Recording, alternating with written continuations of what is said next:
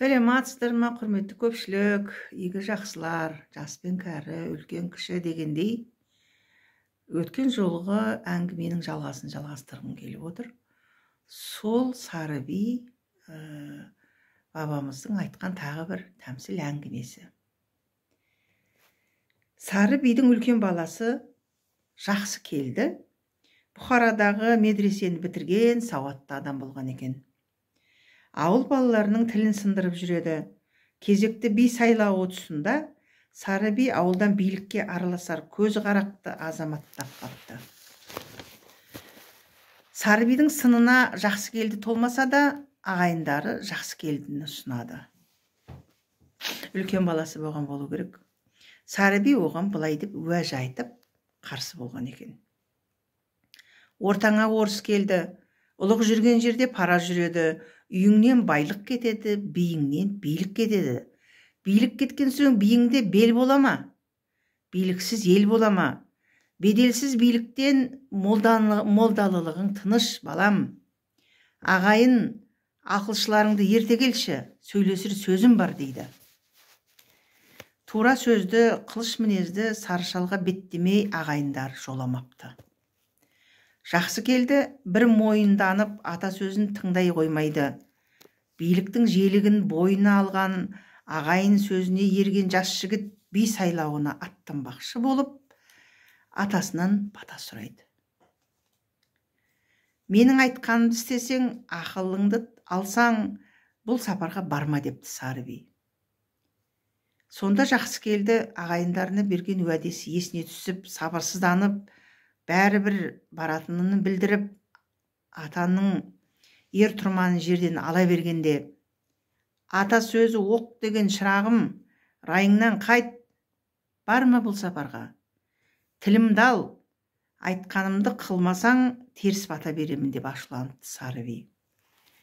Сонда сасқанынан жақсы келді, ел тұрманды жерден үш алып, үш қойған екен. Әйтсе де ағайындардың билік бізден кетсе, елден кетеді деген түрткі сөзі қамшы болып, әке сөзін тыңдамай атқа қонады. Сонда Сары би тұрып, ана қарғысы боқ, әке қарғысы оқ деген, тілді алмадың, жөнді білмедің. Заман азғанның, адамның тозғанының бір белгісі осы шығар. Тозған қазды, топтанған қарғалады деген.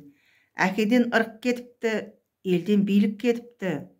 Ата тілін алмағанға теріс бата лайық деп теріс бата беріпті. Жақсы келдінің сайлауға бірге баратын серіктері Қаратөбеде күтіп тұрса керекті.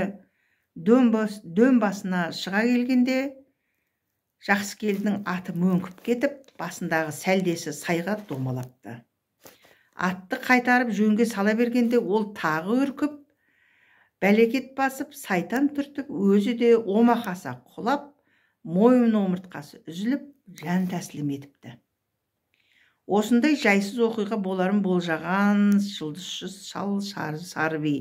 Ағайындар, Қаратөбеден хабар алыңдаршы, көлік ала барыңдар деп шарасы таусылып, сұлық түсіп, қамығып отырып қапты.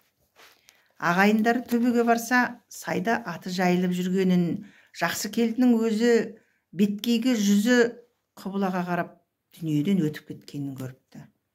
Денесін түйеге артып, ауылға алып барған ағайынға Сары би, жесірі қойсыннан басқаңа дауыс шығарып жылауға рұқсат жоқ депті. Қасіретке көп халық жиналып аза тұтты. Жақсы келдінің жастай кеткеніне өкінісіпті.